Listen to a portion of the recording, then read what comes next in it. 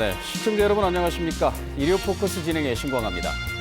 2014년 4월 16일 대한민국은 통곡했고 또 분노했습니다. 그날로부터 벌써 5년이라는 시간이 흘렀습니다. 세월호 침몰 참사와 구조 과정, 사고 수습 과정에 수많은 의문들에 대한 질문과 답변의 시간들이 지났지만 여전히 진실을 요구하는 목소리는 높고 답을 찾기 위한 노력은 계속되고 있습니다. 세월호 5년을 맞아 오늘 일요 포커스에서는 진실과 기억이라는 주제로 어떻게 기억해야 할 것인지 또 남은 과제들은 무엇인지 대담을 나눠보도록 하겠습니다. 참석해 주신 분들 먼저 소개해드리겠습니다. 세월호 잊지 않기 목포 지역 공동실천회의 공동대표를 맡고 있는 한봉철 목사 나오셨습니다. 반갑습니다. 네, 어서 오십시오. 장훈 4.16 세월호 참사 가족협의회 운영위원장 참석하셨습니다. 안녕하세요. 준영의 아빠입니다. 네, 어서 오십시오. 예, 먼저 소감이라고 하기에는 좀 그렇긴 하겠습니다만 세월호 5년을 맞는 소회를 두 분으로부터 차례로 한번 들어보도록 하겠습니다. 먼저 그 장훈 위원장께서 먼저 말씀해 주시죠. 저희 가족들은 좀 외람되지만 5년이 5년 같지 않고요. 2014년 4월 16일에서 그대로 멈춰 있는 것 같아요. 저희 가족들은 그래서 5년째 2014년 4월 16일을 살고 있다 이렇게 생각하시면 될 것 같고 이유는 다른 게 아니고 진상규명하고 책임자 처벌이 이루어지지가 않은 것 같아서요. 네. 저희 가족들은. 그래서 그 부분이 이루어진다면 그때서야 저희 시계가 다시 움직이지 않을까 이렇게 생각하고 있습니다.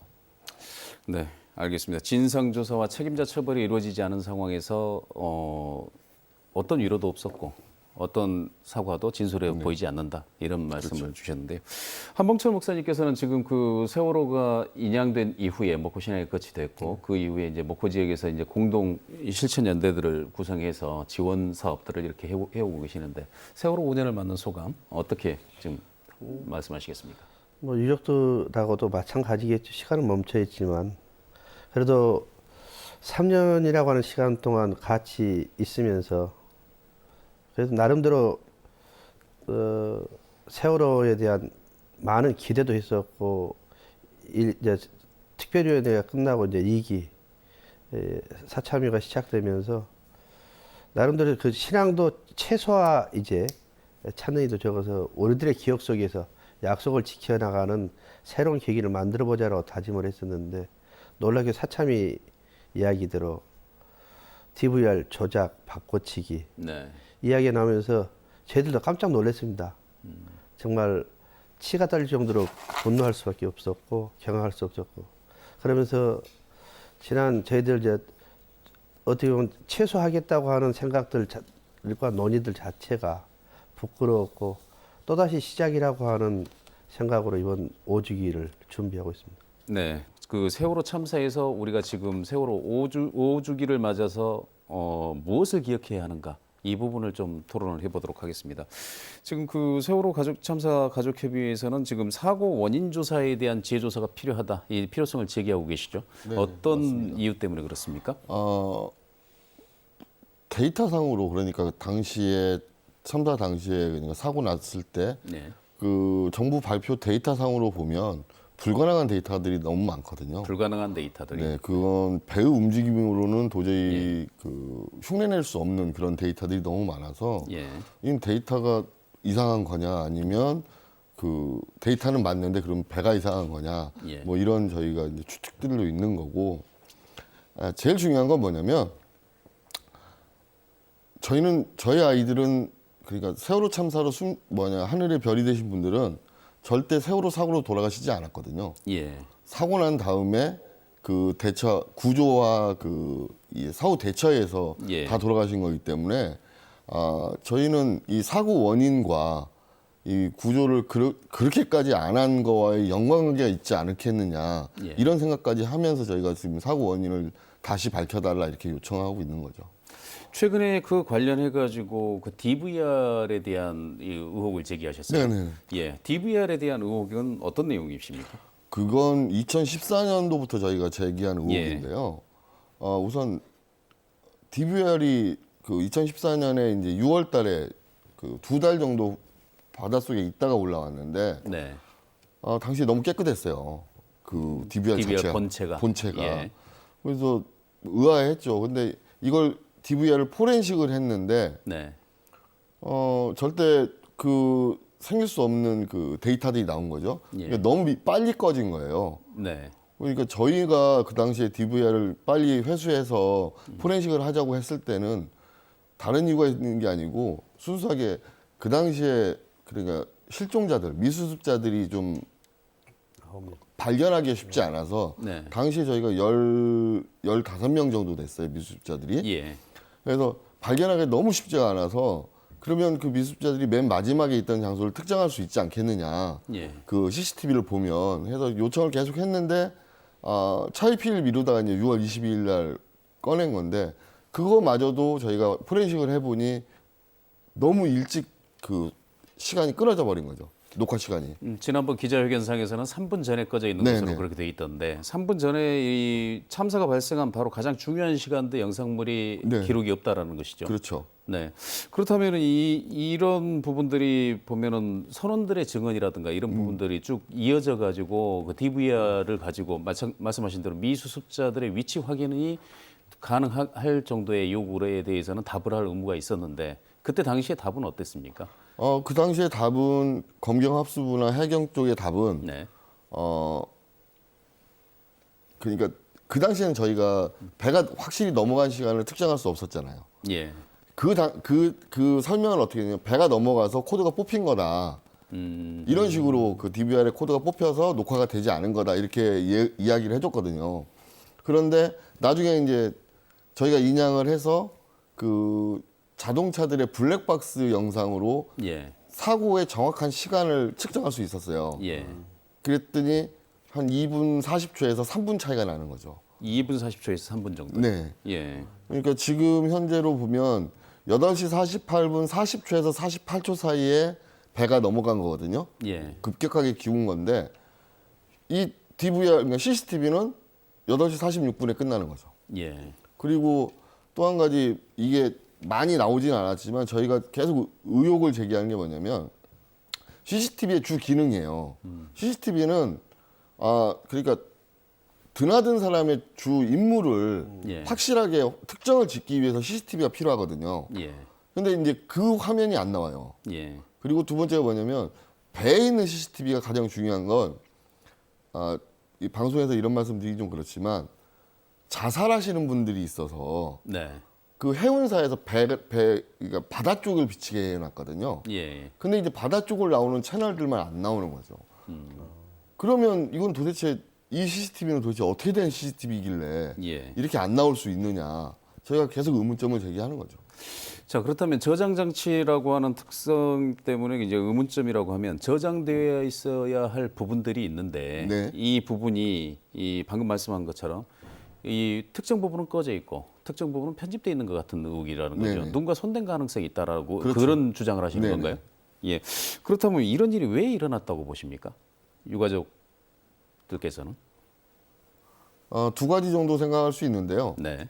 첫 번째는 사고 원인과 관계가 있지 않느냐. 사고 원인이요. 그러니까 급격하게 배가 기울고 예. 넘어가고 할 때 그 사고 원인과 관계가 있지 않느냐. 뭐 왜냐하면 배가 바깥으로 비치고 있었기 때문에 그러니까 바다 쪽을 비치고 있었기 때문에 지나가는 물체라든지 아니면 속도라든지 이게 다 이게 할 수 있거든요. 예. 측정할 수 있는데 이제 그게 아니면 두 번째는 누구한테 미리 보여주고 예. 검열을 받아야 되는 상황이 되지 않았을까. 검열을 받는다. 네, 뭐 예. 그러니까 뭐 이제 뭐 저쪽 높으신 분들한테 좀 보여주고 예. 이게 이렇게 되는 사건입니다 해가지고 그럼 여기까지만 잘라 이렇게 해가지고 하지 않았을까. 예. 저희 그리고 이건 정말 뭐 음모론 같은 이야기지만 타지 말아야 될 사람이 탄 게 아닌가 이런 생각도 듭니다. 승객 가운데 누군가가 네. 그 흔적을 지우기 위해서 그랬다. 네. 그리고 편집 쪽이라든가 누군가 조작했을 가능성이다 이런 부분들에 대해서는 유가족들이 확신을 거의 뭐 의논하는 단계이긴 하겠습니다만 확신을 가지고 계시는 것 같은 느낌인데요. 이게 저희가 2014년부터 계속 제기되어 온 문제이기 때문에 예. 저희 가족들은 그러니까 저희 가족들이 아무리 외쳐봐야 이건 일종의 설이잖아요. 예. 뭐 무슨 뭐 음모론이라든지 뭐 이런 하나의 설로 가는데 예. 이번에 그 국가기관인 그 사회적 참사 특별조사위원회에서도 조사를 해보니 이건 손댈 흔적이 느껴진다, 흔적이 있는 것 같다 이렇게 해버렸기 때문에 네. 저희 가족들도 그러면 확신이 드는 거죠. 그러니까 여태까지는 저희 가족들이 그냥 사설 연구기관이라든지 이런 곳에 의뢰를 했지만 찾아내지 못했거든요. 예. 근데 이제 국가기관인 사회적 참사 특조위에서는 이게 가족들 말대로 조사를 해보니 정말 정황상 예. 또 증거상 이런 게 바뀐 것 같다 이렇게 생각을 드는 거죠. 그럼 만약에 이 내용물이 조작됐고 조작된 흔적이 있다라면 지금 누구를 의심하시는 건가요? 방금 뭐 누군가에게 검열을 막기 위해서까지 이런 표현까지도 해주셨는데. 저희가 생각하기에는 예. 이게 되게 어려운 작업이고 예. 다시 이걸 해서 다시 심어야 되는데 그걸 할 수 있는 사람은 우리나라에서 몇 명 안 될 거예요. 예. 그리고 이건 개인이 할 수 있는 일이 아니거든요. 예. 조직적으로 하고 정보를 다룰 수 있는 쪽에서 해야 되기 때문에 저희는 국정원이나 기무사 쪽을 생각하고 있는데 예. 물론 거기 그쪽에서는 이제 뭐 아니라고 이야기하겠죠. 근데 국정원이나 기무사에서 자체적으로 한 건 아니에요. 제가 예. 알기로도. 왜냐하면 이건 너무나도 그 기술이 뛰어난 사람들이 해야 되기 때문에 거의 최특급 해커 수준에서 움직일 수밖에 없기 때문에 그런 사람들은 제가 알고 있기로도 우리나라에서 한 5명 정도밖에 안 되거든요. 네. 근데 그 사람들을 특정해서 해야 되는데 그 사람들이 다 이게 움직임이 보이지 않죠. 자, 찾을 그럼 수가 없죠. 이 DVR 문제 방금 문제 네네. 제기하신 부분, 이 부분은 어떻게 지금 해결을 해야 된다고 보시나요? 저희는 이건 수사권이 발동이 돼야 된다고 생각합니다. 네. 수사권이 발동이 돼서 당시에 그러니까 했던 그러니까 수거해왔던 그러니까 SSU 예. 그런 해군 군인들. 특수부대에 예. 대해서 먼저 수고를 했죠. 네. 그쪽하고 그다음에 해경 쪽하고 해서 압수수색이 들어가야 이게 그 데이터라든지 당시에 그 상황들이 나오지 않을까. 강제적인 수사가 필요한 사건이라고 생각합니다. 이거. 그래서 특별수사단 설치를 요구하고 계시는 건가요? 네, 그렇죠. 그런 면도 있고요. 네. 또 한 가지가 중요한 게 뭐냐면 네. 저희가 책임자 처벌을 요구하고 있지 않습니까? 네. 그런데 잘 아시다시피 조사권만 가지고는 기소 단계까지 갈 수가 없어요. 예. 책임자 처벌이라고 한다면 저희는 뭐 실형이 됐건 벌금이 됐건 그 책임을 물어야 된다고 법적인 책임을 물어야 된다고 생각되는데 그러려면 기소가 돼야 되는 거잖아요. 기소가 돼야 되는데 이제 조사권만 가지고는 기소하기 쉽지가 않죠. 예. 그래서 이제 수사권이 같이 있어야 이걸 범죄 사실을 확정 짓고 기소로 넘어갈 수 있기 때문에 그래서 저희가 수사권을 계속 요청하고 있는 거죠. 사회적 참사 진상조사위원회 그 이른바 네. 세월호 특조위 2기 지금 이 활동을 하고 있는 중이고 네. 지금 가동 중인데 그 조사권만 가지고 있는 이 기관 가지고는 좀 이런 부분까지 하기에는 좀 어렵지 않겠냐. 네네. 이 권한이 부족하다라는 네, 말씀이시죠. 그렇죠. 그리고 사회적 참사 특별조사위원회에서 지금 수사 의뢰할 것들이 지금 계속 나오고 있거든요. 예. 그러면 우려되는 바가 뭐냐면 수사 의뢰를 하게 되면 각 지검으로 가게 되잖아요. 예. 검찰 쪽으로 가게 되면 이게 같은 한 가지 사건인데 여러 군데로 찢어질 수가 있어요. 수사 의뢰하는 것들을 예로 들어주신다면 몇 개 정도만 좀 들어주시죠. 우선 첫째적으로 구조 예. 당시의 그 책임자들. 예. 그러니까 뭐 당시 목포 해양경찰서장, 예. 그다음에 서해청장, 그다음에 해경 본청장 이 3명에 대한 그 수사 의뢰가 들어가더라도 3군데로 나뉘어지게 되잖아요. 예. 본부들이 다 그 각자 있는 데가 다 틀리기 때문에 예. 거기다가 당시에 국가안보실장, 비서실장, 그 청와대 담당에서 그 계속 그 동영상 보내라고 했던 그 비서관 등 행정관이라든지 이런 사람들 수사를 의뢰하게 되면 다 찢어지게 되기 때문에 예. 하나의 사건으로 볼 수가 없게 된다는 거죠.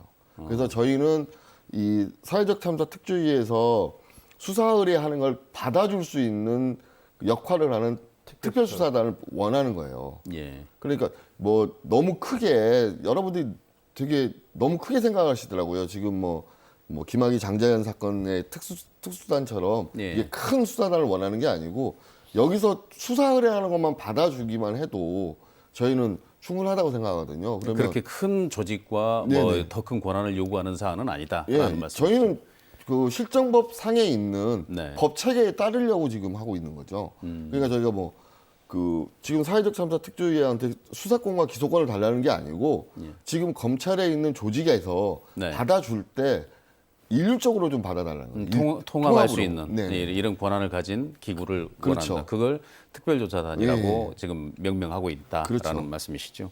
지금 그 시민사회단체들에서는 지금 유가족들의 이런 요구들, 이런 부분들에 대해서 어떻게 평가를 하고 계십니까? 저희들도 마찬가지죠. DVR이 바꿔치기 됐다는 사실 앞에서 예. 솔직히 깜짝 놀랐고, 물론 그 전에도 그런 얘기 있었지만 결국 그러면서 저희들은 그런 생각을 해본 거죠. 아까 우리 장훈 위원장님이 준희 아까 말했던 것처럼 VIP한테 보고하기 위해서 골든타임을 놓쳐버린 예. 아주 중요한 사건들을 감추려고 했던 그런 조작과 은폐. 예. 이건 저희들 볼 때 범죄라고 생각할 수밖에 없죠. 범죄죠. 예. 이거는 범죄고 그것을 별도로 이렇게 조사를 하기 위해서는 더 권한이 필요하다. 필요할 수밖에 없고, 예. 이제 어떻게 보면 강제 수사가 필요하다고 봐요. 강제 수사가 필요한 예. 상황이다라고 하는 말씀이시죠. 지금 그 방금 장훈 위원장께서 말씀하셨던 이 부분에서 지금 DVR을 우리가 이야기하면서 네네. 이게 지금 구조 과정이라든가 사고 전반에 대해서 사고 수습 과정에 대해서 굉장히 핵심적인 선체의 어떤 비밀들이라든가 이런 부분들을 가지고 있을 것이다. 이 부분에 대해서 지금 이 책임자 처벌도 하지만 DVR 자체에 대한 복원이라든가 이런 부분도 좀 필요하겠지요. 네, 그렇죠. 지금 사회참사 특조위에서는 지금 그 증거로 제출됐던 네. 데이터들이 올바르게 지금 증거로 제출돼 있는지마저도 지금 보고 있는 중이거든요. 조사하고 있는 중이라서 이게 좀 시간이 많이 걸려요. 예. 그래가지고 이제 국내는 저희가 국내 업체는 좀 피하자는 그 기류가 좀 많아가지고 이번에 해외 업체로 아마 지금 용역을 줘서 이제 해외 업체에 지금 나가 있는 걸로 알고 있는데 예. 뭐 저희도 지금 기대하는 게 좀 유의미한 결과가 좀 나왔으면 하는 기대가 좀 크죠. 그 업체에서. 저희도 그 기자회견 이전에 이런 부분들을 좀 관심 있게 지켜봤었는데요. 지금 보면 이제 이런 게 있습니다. 그 DVR 이 부분을 해경에서 보관을 하고 있었고, 그 깨끗한 채로 지금도 보관을 하고 있는 중이다. 이런 답변이거든요. 유가족들은 어떻게 그 해명을 받아들이십니까? 조작할 거 다 했는데 깨끗하게 갖고 있어야죠. 조작할 게 없으면 조작할 게 이미 다 조작이 끝난 상황이기 때문에 본체야 뭐 그렇게 있어도 크게 문제는 없을 것이다. 네네. 예. 그 컴퓨터가 저희 잘 알고 계시지만 컴퓨터가 껍데기는 상관이 없는 거잖아요. 예. 안에 있는 그 칩이라든가. 이런 게 예. 중요한 거지. 근데 지금 보면 그 말씀하신 DVR 본체는 지금 사회적 참사 특별조사위원회에 지금 가 있거든요. 네. 그럼 저희가 가서 보면 정말 5년 전하고 똑같아요. 예. 그대로 있는 거예요. 근데 저희가 저 세월호를 인양하지 않았다면 네. 이런 그러니까 의혹이 제기될 수도 예. 없었어요. 근데 배가 인양되고 그 배 안에서 정말 작은 단서들, 예.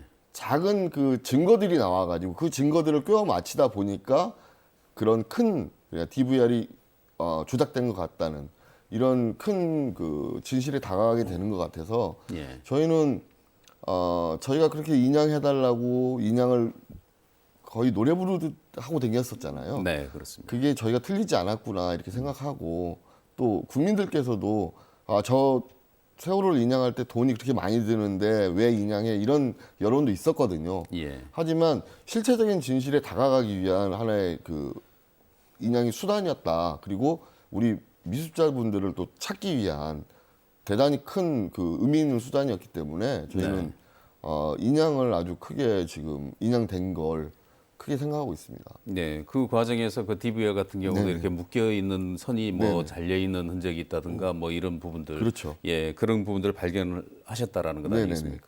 그리고 역시 인양을 해 보니까 역시 그 사고 원인 조사에 대한 그 부분, 네덜란드 가서 이 수조 실험도 해보고 무엇이 원인이었는지, 작년 같은 경우는 이제 직접적인 원인으로 이렇게 그 안에 있는 핵심 시설을 문을 닫지 않고 있었기 네네. 때문에 최소한의 부력이 형성될 시간이 없었다. 이런 결론까지도 도달할 수 있었던 그런 그렇죠. 성과를 좀 거뒀던 것 네네네. 같습니다. 예, 그런 와중에 지금 그 세월호 선체조사위원회가 네. 그 작년에 이제 해산을 하면서 이 문을 닫으면서 그 결론을 두 가지로 내고 끝냈지 않습니까? 네. 이 부분에 대해서는 내인설과 외인설 이 두 부분으로 내고 끝낸 부분에 대해서는 유가족 쪽에서는 좀 어떻습니까? 아쉬움이 좀 있습니까? 어떻습니까? 저희 가족들은 이렇게 생각해요. 네. 내인설과 열린안으로 예. 두 가지로 나뉘었지만 그 선체조사위 그 위원회 자체에서 한 달 정도 논의 시간만 더 있었으면 하는 생각이 있었어요. 이게 두 개가 합쳐질 수 있는 거거든요. 아 그렇습니까? 네, 이게 완전히 다른 그러니까 두 가지 논문이 아니고요. 네. 두 가지 보고서가 아니고 한쪽 보고서를 이 열린안, 그러니까 내인설이라는 보고서에 대해서 열린안은 그 사안마다 다른 경우가 생길 수 있다는 걸 표시한 안이거든요. 예. 그러니까 이거 두 개를 합치게 되면 서로 합의할 수 있고 합칠 수 있었다면 이게 정말 사고 보고서로는 전무후무한 보고서가 나올 수 있었을 거다. 저는 이렇게 판단하고 있거든요. 예. 그래서 저희가 뭐 내인설을 믿냐, 열린안을 믿냐 이런 그 이야기는 저희는 좀 무의미하다고 생각을 해요. 그렇습니까? 그러니까 네. 사고가 나중에 어떻게 그 사고를 다시 재구성하고 하는 부분에 대해서 저희 가족들이 생각하는 건 뭐냐면 이게 그 뭐 지금 흔히 말하는 외력설이나 내인설 이게 무슨 의미가 있나 이런 생각까지 해요. 네. 사고는 났고 예. 이 사고에 대한 원인은 그게 정확히 들어맞으면 좋겠죠. 근데 이걸 다시 구성할 수 있는 방법이 과연 있을까? 세월호가 똑같은 배를 똑같이 이렇게 넘어뜨려야 되는 거잖아요. 예. 그렇다면 이거는 불가능하고 그러니까 모형 실험을 저희가 해보고 그다음에 여러 가지 데이터들을 취합해 본 결과 제가 느낀 건 어떻게 느꼈냐면 가장 근사치에 갈 수 있는 확률이 뭐가 있는가 그런 경향성을 보이는 그 실험이 뭐가 있는가 그래서 보고서를 어떻게 쓰느냐에 따라 틀리다고 생각을 해서 예. 제 열린안도 저희는 다 받아들이고 내인설도 다 받아들이거든요. 예. 그래서 이제 여기서 이제 급진적인 분들은 저희한테 이런 말씀을 해요. 왜 내인설은 완전히 배제하고 예. 열린안만 받아들여야 되는 거 아니냐 뭐 이렇게 말씀을 하시는데 보편 타당한 이유가 거기에 있으면 저희는 내인설도 열린안도 같이 받아들이는데 제가 보기에는 두 개가 합쳐졌어야 된다고 생각해요. 네. 한봉철 목사님께서도 이제 이런 보도들이 많이 됐으니까 쭉 한번 이어서 보셨을 텐데요. 이 내인설하고 열린안 이렇게 결론을 못 내리고 이렇게 선체조사위원회가 종료한 부분에 대해서는 어떻게 생각하셨습니까? 저희들도 그냥 그 유족들하고 이제 같은 생각을 하죠. 근데 중요한 것은 이제 배가 이제 어떻게 침몰했느냐도 중요하겠지만 저희들이 볼 수 있는 것은 그런 거죠. 과연 배가 침몰했을 당시 해경은 왜 선원들만 구조하고 그러잖아요. 예. 왜 승객들은 구조하지 않았는지. 저희들은 그 이제 세월호 참사의 문제에서 가장 커다랗게 볼 수 있는 게 그 배가 침몰할 수 있죠. 그러나 침몰할 수 있지만 중요한 그걸 구조하는 이번에 그 이제 강원도 고성 속초 산불 그 재난 사고 네. 났을 때 신속하게 했던 그 정부의 대처랄지 이런 것들 보면서 정말 그 시간에 왜 하지 않았는지 그게 안타까운 거죠. 그래서 저희들은 이 세월호 참사를 뭐 5.18이나 4.3 사건이나처럼 똑같이 국가가 국민들을 향해서 저지르는 폭력이고 살인 행위라고 볼 수밖에 없는 거죠. 예. 조금 전에 장훈 위원장께서도 사고는 날 수 있었던 부분이고 그 부분에서 이제 사고 수습 과정에서 이제 문제, 사고 선체 조사 부분에서 침몰 원인에 대한 조사가 그렇게 피부에 와닿지 않고 그 부분에 대해서 하나의 결론이 조금만 시간이 더 있었다면 합의된 의견이 있을 수 있었을 것이다라고 하는 그런 부분들에서는 모두가 공감했던 것 같습니다. 다만 이제 그 사고 수습 과정이라든가 구조 이 부분에 대해서는 저희 언론을 포함해서 너무 할 말이 없는 이런 상황들이어서 지금 이런 부분들에 대한 조사가 지금 세월호 특위 1기에서도 있었고 1기에서 충분히 충분하지 않아서 사회적 참사 조사위원회 이제 2기가 지금 활동 중이고 2기의 이제 활동 연장에 거기에 더해서 이 수사권을 더 달라 네. 이런 부분들이 이제 말씀해 주신 조금 전에 말씀해 주시기는 하셨습니다만은 구조와 사고 수습 과정에서 지금부터라도 이렇게 이 수사에 초점이 돼야 된다라는 거를 쟁점으로 몇 가지만 좀 정리를 해주시면 어떤 부분이 가장 큰 겁니까?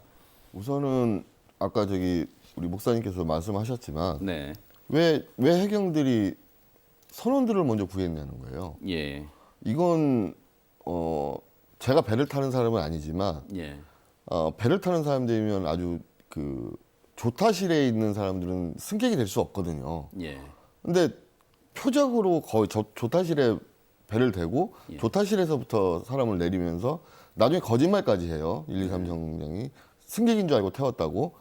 근데 절대 불가능하거든요. 그 조타실은 항공기의 그 조종실 같이 네. 딱 막혀져 있기 때문에 승객들은 갈 수가 없어요. 네, 그런데 이제 왜 그런 거짓말을 해가면서 그 선원들을 먼저 구했느냐. 예. 승객들은 내팽개 치고 그리고 또 한 가지가 이제 구조하라는 말이 한마디도 안 나오는 거예요. 예, 저희가 모든 그 TRS 그 녹음 음성 파일을 듣는데 구조하라는 말을 맨 처음에 내린 게 구조 지시를 내린 게 배가 완전히 침몰했을 때예요. 뒤집어져서.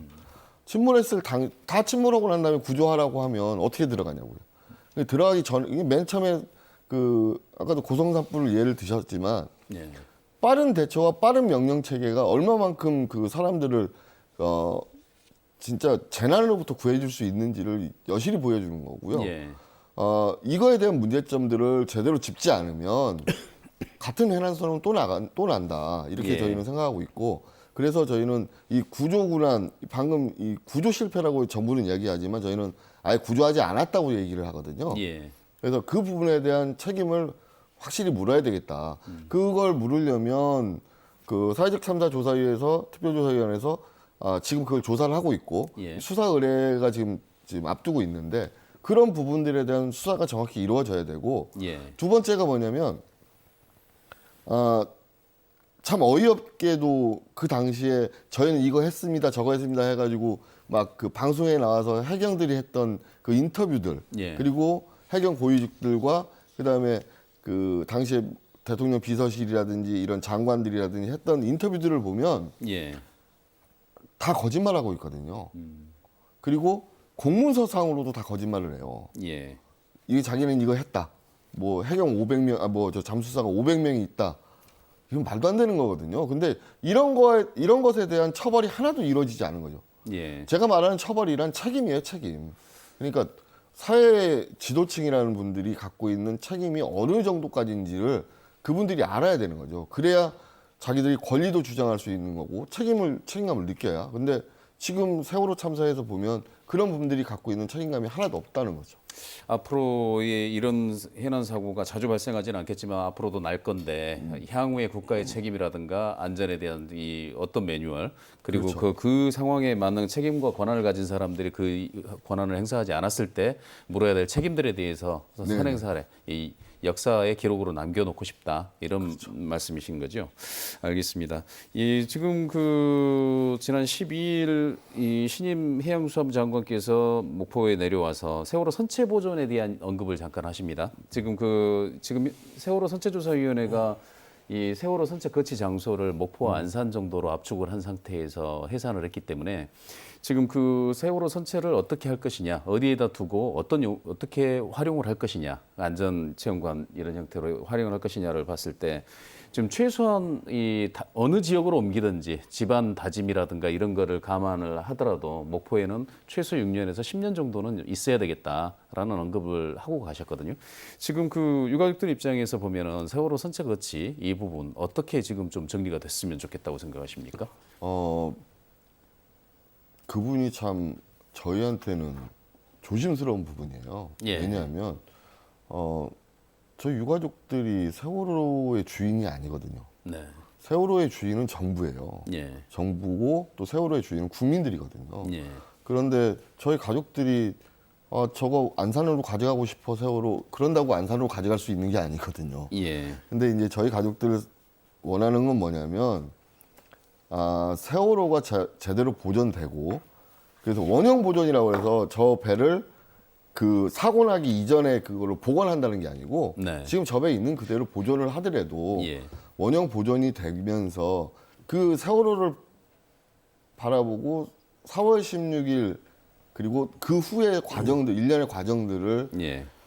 국민들이 좀 느끼실 수 있는 컨텐츠가 필요하다고 생각을 해요. 컨텐츠가. 네. 예. 그 안에 채워질 수 있는 컨텐츠, 네네. 그다음에 그 세월호를 배경으로 할 수 있는 컨텐츠가 필요하다고 생각하는데 그런 부분에서는 제가 보기에는 목포에서 지금 하고 있는 활동들이 상당히 훌륭한 그 활동들을 많이 하고 있다고 생각을 하거든요. 네. 그래서 저희 가족들은 뭐 저희 가족들 의견들도 여러 가지 의견이 있을 거잖아요.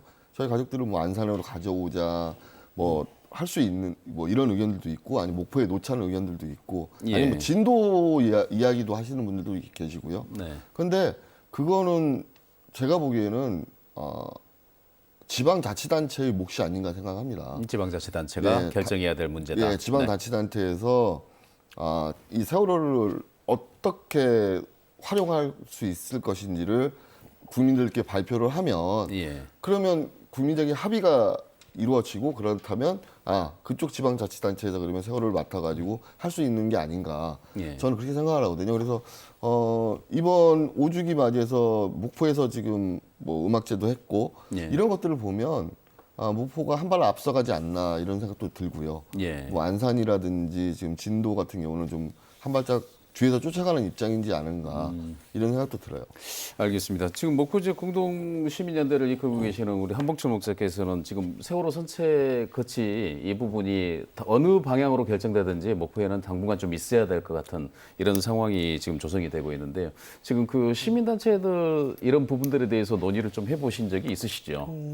이제 인양이 되고 목포에 거치되면서 네. 이 세월호가 어떻게 될 것이냐에 대한 이야기들은 이제 꾸준히 해왔죠. 네. 그리고 아무래도 이게 안산으로 가기에 쉬울 거다라는 이제 추측도 했었거든요. 이제 시간이 흘러가면서 결국 목포 쪽에 머무를 가능성이 크다. 그러나 예. 저희들 생각은 지금도 마찬가지입니다. 처음 그 선체조사위원회가 그런 얘기했죠. 이 선체 세월호는 반드시 보존하겠다. 예. 그리고 이를 통해서 나름대로 이제 교육도 하고 추모도 하고 치유도 하고 그리고 여러 가지 많은 기능들을 통할 수 있는 공간들을 조성하겠다라고 약속을 했어요. 그렇다면 이 세월호가 있을 장소, 이제 거치 장소는 유족들의 의견이 먼저고요.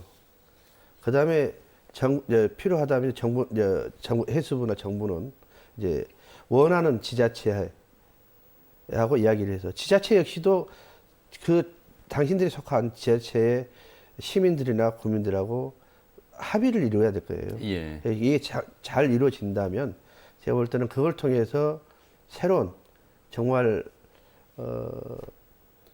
기억할 수 있는 이게 지금 이제는 기억하느냐 있느냐 잊어버리냐가 중요한 게 아니라 우리가 무엇을 기억할 것이냐가 참 중요하다고 생각하거든요. 예. 그러면서 본다면 이제 그것을 유치하되 저는 정말 바람직한 모습으로 형식적으로 되는 것이 아니라 그 외국 사례를 보면 그러잖아요. 추모 공간들이 지금 이제 유치하려고 하는 지금 목포 공간도 목포에서 외진 지역을 지금 이야기를 해요. 네. 그런데 이제 안산 같은 경우는 화랑 유원지 한 공간에 안전공원을 이야기하지만 외국 사례는 전부 그 도심 한 복판에 있어요. 추모의 공간들이 누구나 가깝게 예. 정말 친구처럼 다가가면서 기억하고 아픔을 기억하면서 다시는 우리가 이런 일을 되풀이하지 않자고 하는 안전을 위한 그런 다짐의 장소로 사용되어지는데 우리는 그냥 단순히 하나의 사건이 있었으니까 그 기억하고 추모하고 그걸 끝내자. 그런 다음에 별로 내볼 때는 세월호를 뭐 보존한다거나 그런 공간을 만드는 것도 의미가 없다고 봐요. 예. 알겠습니다. 지금 그 우리가 세월호 선체 보존과 이 보존에 대한 문제까지 앞으로도 얘기해 보고 싶은 부분이 많았는데 지금 그 토론 시간이 예정된 시간이 다 됐어요. 지금 이제 세월호 우리가 기억과 약속 그리고 이런 부분들에 대해 진실이라고 하는 주제로 지금 좀 얘기를 하고 있는데 결론적으로 이 맺은 말 차원에서 지금 그 세월호를 어떻게 기억할 것인가 그리고 우리 살아남은 사람들이 앞으로 어떤 부분들을 해줘야 이 우리가 안전한 사회 이런 부분들에 대해서 약속을 지켜가는 그런 이행의 과정이 아닌가 하는 그런 부분을 한번 그 맺은말 차원에서 한 번씩 말씀하시고 그 토론을 마무리하도록 하겠습니다. 먼저 한봉철 목사님 먼저 말씀해 주시죠. 저는 이 세월호 참사가 이제 5년이 됐습니다만은 중요한 것은 어떻게 잘 기억하느냐 그리고 우리가 어떤 것을 기억할 것이냐가 이제 5주기를 거치면서 우리가 고민해야 될 이야기라고 생각을 하고요. 어떻게 보면 더 이상 세월호 참사 같은 아픔이 되풀이지 않기 위해서 반드시 이를 기억하는 기억 공간을 만들어야 한다. 그러면서 정말 잊어버렸던 안전이라고 하는 단어를 꼭 기억하는 그러한 시간. 그리고 정말 세월호 참사가 일어나고 우리는 불신 사회가 되어버렸잖아요. 믿지 못하는 거짓말투성이로 일컬었던 그러나 또 희망을 이번에는 우리 강원도 사건을 통해서 희망을 봤어요. 어떤 사람이 어떤 일을 하느냐에 따라서 우리는 보다 더 빠른 안전한 사회를 갈 수가 있다라는 생각을 해봅니다. 그래서 정말 이 세월호 정부는 정부대로 그리고 언론은 가짜뉴스에 유족들이 이제 상처를 핥히지 않고 정말 진실만을 보도해주고 그리고 유족들이나 우리 국민들은 어떻게 하면 이제 저들의 아픔을 딛고 일어서는 안전한 사회를 향한 우리들의 어떤 각성 그리고 노력들이 많이 필요하다 하는 생각이 듭니다. 알겠습니다. 우리 장 위원장님께서는 어떻게 해주시겠습니까?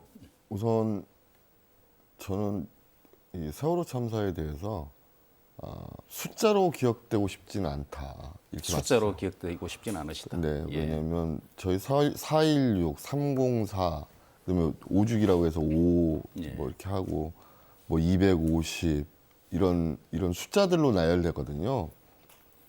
근데 이제 우리 기억하기는 숫자가 쉽겠지만 저희는 304분의 그 한 명 한 명의 그 인격을 좀 기억 좀 해주셨으면 하고요.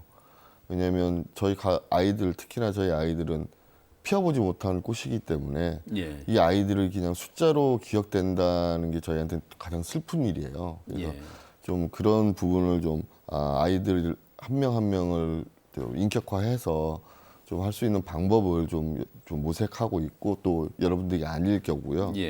또 한 가지가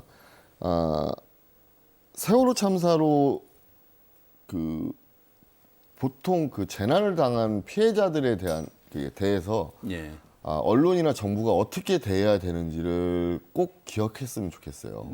그러니까 세월호 참사가 완전히 언론 쪽에서도 언론 참사라고 부를 만큼 그렇습니다. 엄청난 타격을 입었을 텐데 세월호 참사 정부 쪽도 마찬가지고 이 언론이 그 유가족들이나 그 피해자들 대하는 자세, 정부가 어떻게 대해야 되는지를 다시 한번 기억을 좀 되새겼으면 하는 바람이 큽니다. 알겠습니다. 이렇게 두 분 말씀해 주십시오. 이제 우리 장 위원장님 이야기하시니까 그런 생각하는데 그 생일이라고 하는 영화를 보니까 304명이 희생당한 대형 사건이 아니라 304개의 사건이라도 따로 봐야 된다. 304개의 사건으로 봐주기를 원하는 유족들의 마음이 오늘 참 느껴지고요. 그래서 마지막으로 저는 기적 하나가 일어났으면 좋겠습니다. 이번 5주기 참사를 지나면서 늘 안타까워요. 목포에 인양 거치됐을 때 9명의 미수습자에서 4명이 찾아지고 현철이, 영인이, 그다음에 양승진 선생님, 권재근 씨 부자 이분들의 어떤 흔적이라도 우리가 그냥 바람처럼 날랐으면 좋겠다는 그런 기적, 그런 바람을 갖고 이번 5주기를 맞이. 가슴 아픈 말씀 또 마무리로 해주셨습니다. 두 분 오늘 이렇게 장시간 감사합니다. 감사합니다. 다시 봄이 왔습니다. 쏟아지는 눈부신 햇볕 속에서 4월은 생명이 피어나는 아우성으로 가득합니다. 그리고 팽목항 앞바다 역시 봄빛으로 물들고 있습니다. 살아있음으로 눈물겹고 그리움으로 가슴 시린 계절이 벌써 5번 바뀌었습니다. 세월호 5년, 과연 대한민국은 안전한가를 묻는 질문에 선뜻 답하기 어려운 상황이 현실입니다. 여기에 듣기조차 참담하고 타인의 고통과 불행에 참언을 끼얹는 일부 정치권 인사들의 말은 망언이라는 표현을 떠나서 비루함이 느껴질 정도입니다. 세월호의 진실을 명백하게 밝히고 기억하고 또 더 나은 미래를 만드는 일은 살아남은 자들의 의무일 것입니다. 목포 MBC 역시 다시 시작하는 마음으로 진실과 기억을 위한 사명을 묵묵히 수행해 가겠다는 약속드리면서 오늘 일요 포커스 여기서 모두 마치겠습니다. 시청해주신 여러분 고맙습니다.